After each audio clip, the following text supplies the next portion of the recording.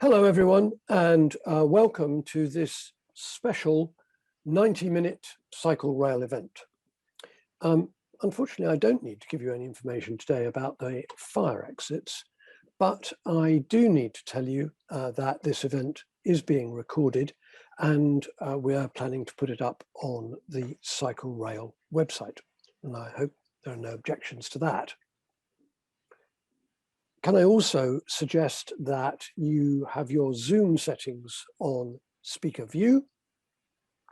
And if you're not a speaker, could you remain on mute to help everyone else hear well?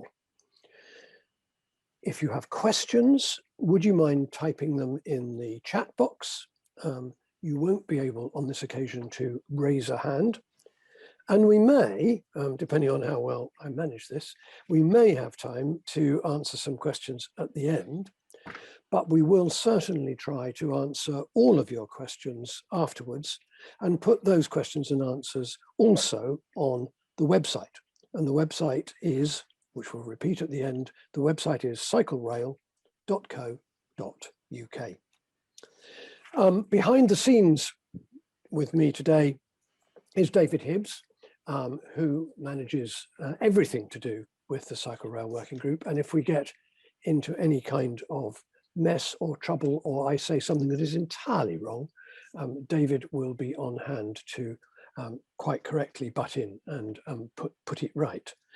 Also, we've got Pete Skinner and Aaron from Be Different, who are managing all of the technical side of the afternoon. So let's begin. For the last 10 years, the Cycle Rail Working Group has held an annual Cycle Rail Awards. It's selected stations, people, places, and innovative ideas for special attention. Last year, in January, many of you may remember a particularly distinguished venue that we had for the awards, and that was at City Hall, on the top floor, in London's living room. And who would have guessed then that this year's unique event would not take place anywhere else than in your living room? We are billing today's occasion as a Cycle Rail showcase. There won't be any actual awards this time. Inevitably, the difficulties and the dislocation of the last 15 months have meant that the train companies have not been able to do all the myriad projects that have been achieved year by year over the past decade. And they've been done across, if you remember, more than 700 stations in England. But that doesn't mean that nothing has been going on, far from it. The work of the Cycle Rail Working Group, the integrated transport managers, the train operators, and in many cases supported by local authorities, have gone ahead. And today we wanted to share and to celebrate some of their work.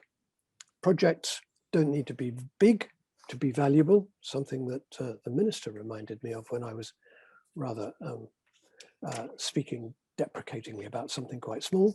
And we will see examples of a dozen or so schemes that have been realised across the country since January of last year. Now, one of the bigger projects that was just starting last January was a major upgrade of some substantial cycle parking facilities at Marylebone Station. And last week, I went along to see that for myself. Well, here I am at Marylebone Station on an absolutely glorious day. There are plenty of people around, and Marylebone is, I think, a great station. It's the starting point for a trip to Oxford or to Stratford, both places which you certainly wouldn't want to be with a car. So it makes perfect sense for Marylebone Station to be a major cycling hub. It's ideal if you're coming into London. It's quicker to get anywhere you want to go in central London by bike, and on your way home leaving your bike here makes it also an ideal spot. So cycling facilities at Marylebone are very important. Of course, this scale of cycle parking certainly isn't necessary everywhere, but high quality cycle parking is. And the cycle rail team has been working together on a cycle parking infrastructure quality standards. A bit of a mouthful, but it is really very important. And that work we are going to report on in the showcase today. As we build back after COVID, when we travel and where we travel will undoubtedly change. But how we travel will not. Getting around by bus, train, walking, cycling, these are going to be more important, not less. And the Cycle Rail Working Group has a formidable job to do. Over the last 10 years, at each of our award ceremonies, we've picked out a few outstanding things, new ideas, new stations, new places, new parking, and that just demonstrates the enthusiasm and the commitment, and we need it all now. We really are going to be building back a great new cycle rail opportunity. In the government's recently published white paper, the Williams-Shapps Plan for Rail, you will find a great deal about cycling and rail journeys. And you will also find this very important statement. The government will invest substantial sums on safe cycling routes to stations, particularly in commuter towns, and will increase cycle storage at stations.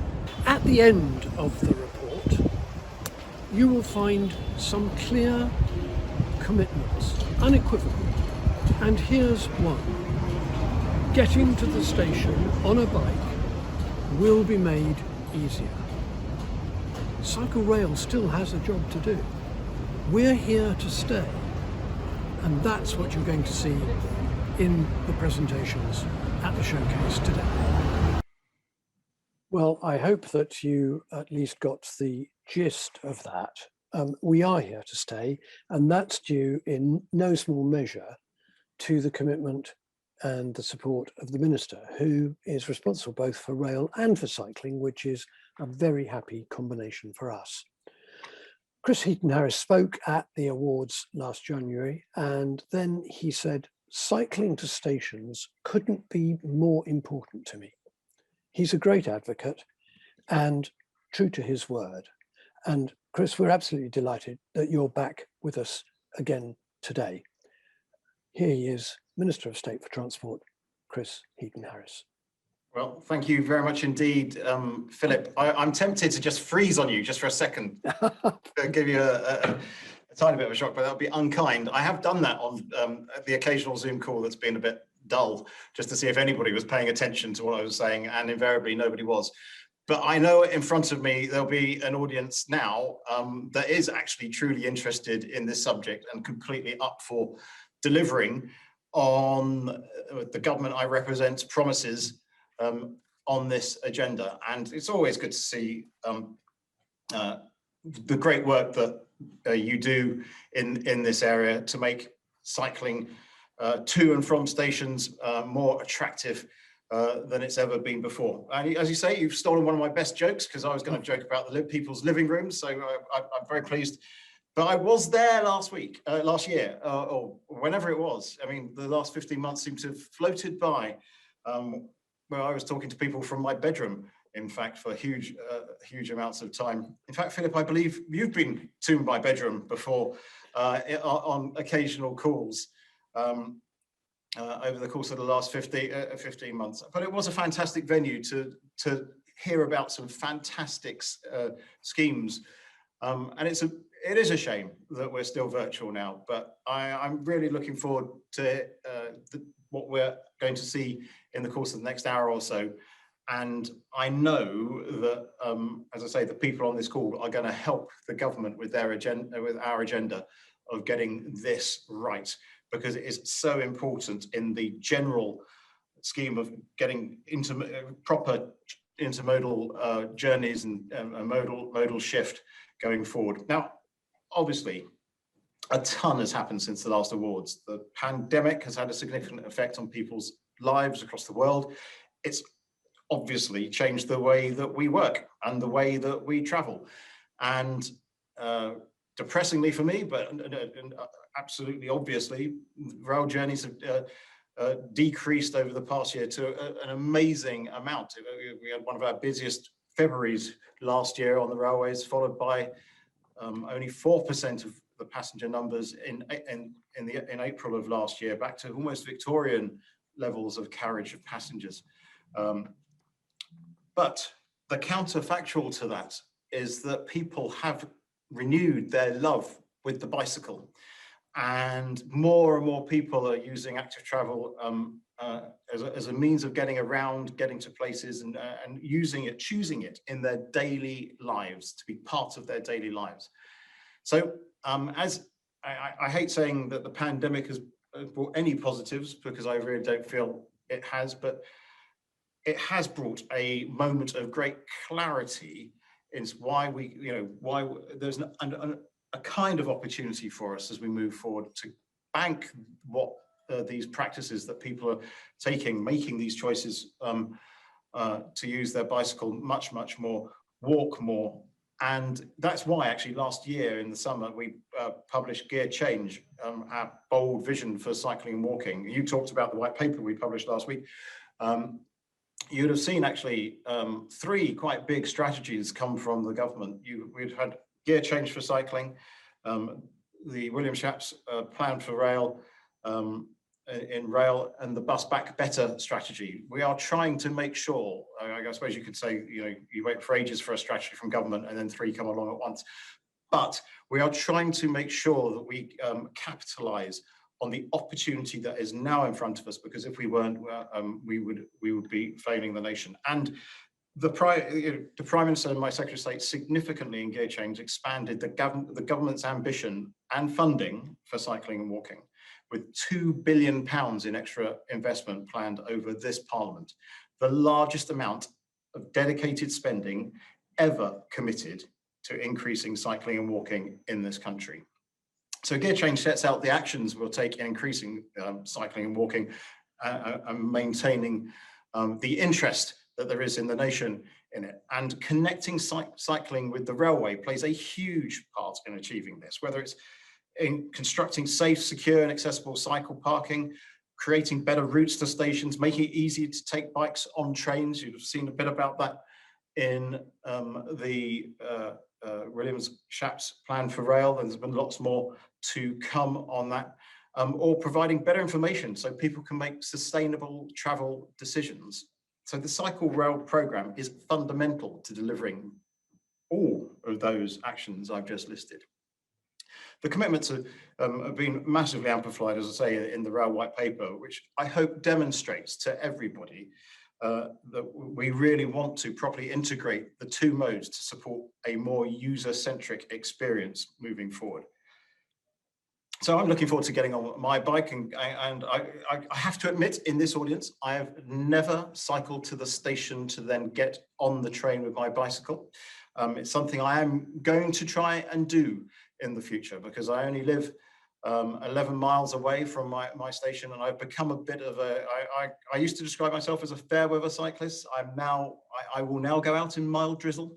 I'm much more I'm actually now a 2-bike person, my hybrid and my road bike. And I really do want to see, when we're allowed out and to visit, some of the brilliant projects that you've helped deliver, Philip. Not to say I haven't already seen the outcomes of much of your work. The Cycle Rail Working Group does keep me updated on the progress and show me some great projects, great looking projects at Leagrave and Stroud, to name but a couple.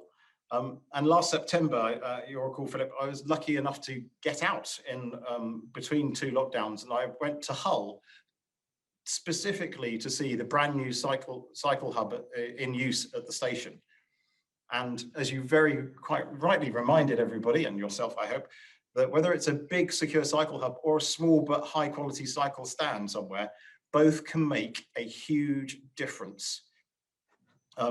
It's a local community and get more people cycling to the station. None of these successes would have been possible without the tireless efforts of the train operators, integrated transport managers, who have really had a lot to do.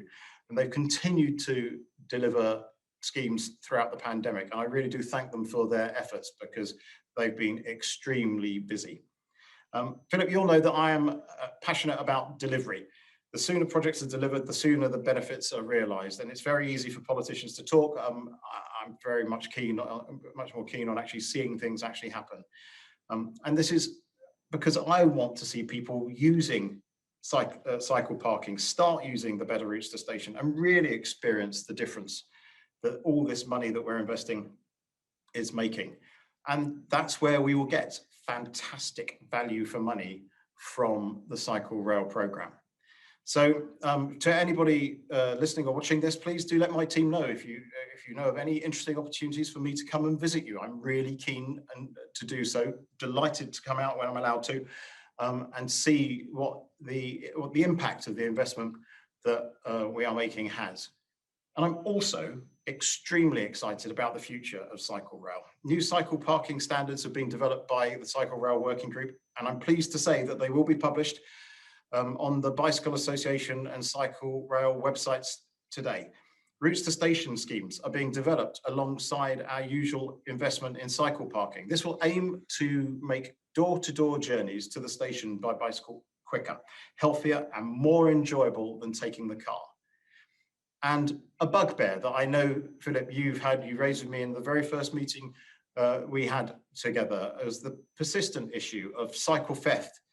And this is being tackled by working alongside the British Transport Police. We're creating a tool to make searching and locating stolen bikes on registration databases much easier. So this is going to be, I actually think, I truly think, a really important summer for cycling. Gear change commits us to investing record amounts on creating high quality, safe and attractive cycling and walking routes across the country. It does commit us to train more people to become confident at using their bikes. We want to support people to get back into cycling, use their bikes to access places of employment and education. And connecting cycling with railways features heavily in everything that I say and do when it comes to these matters, as Minister for Cycling as well as Minister for Rail. As a result of all this, and hoping to tie it all together, I'm pleased to announce a further £2 million investment for Cycle Rail, with new funding being made available to train operating companies in 2021-22. This will not only help in the process of building back better, but also give people the confidence I think they continue to need to make sustainable travel choices as their primary way of getting around and using public transport more frequently. I know our delivery partner, Sustrans, has already engaged train operators about potential projects, and I'd encourage everybody listening to and watching to develop some really good quality bids that I know are in formation in your minds at this very point, that provide great value for money and can be delivered in quick time as we support the country getting back to work this summer and beyond. This investment, Philip, gives the Cycle Rail Working Group, which you chair wonderfully, a renewed importance, plays a vital role in overseeing the programme and connecting these very different but complementary modes of transport. So can I just end by saying thank you very much indeed to everyone involved in Cycle Rail, particularly you, Philip, for chairing the working group, Sustrans for overseeing the delivery of schemes, and most importantly, our train operators for getting the job done. You really do make a huge, big, massive difference in your local communities, and I'm confident you'll continue to deliver safe, attractive and high quality cycling improvements at stations to increase healthy and sustainable travel. So thank you to you all. Chris, thank you very much indeed for that most generous remark, and for the all of the comments you've made. We are going to pick up some of the things that you've said actually in the next hour or so. We are going to hear about Hull. We will talk about cycle theft, and we've got Mark Cleland with us today for that. We'll talk about cycle parking standards. So we certainly are not being slow, we're being as quick as we can. And I do absolutely agree with you that getting stuff done is what this group is all about. It's not a talk shop, it never has been. It's about getting stuff done. And we hope that you can stay with us. Indeed, I'm sure that people heard what you said about being keen to get out and visit. I know there are people on this call who will certainly want to take you up on that. Probably your inbox will be full of suggestions of where you should go next. But there are lots of things to see, and I'm hoping you're going to see some of them this afternoon.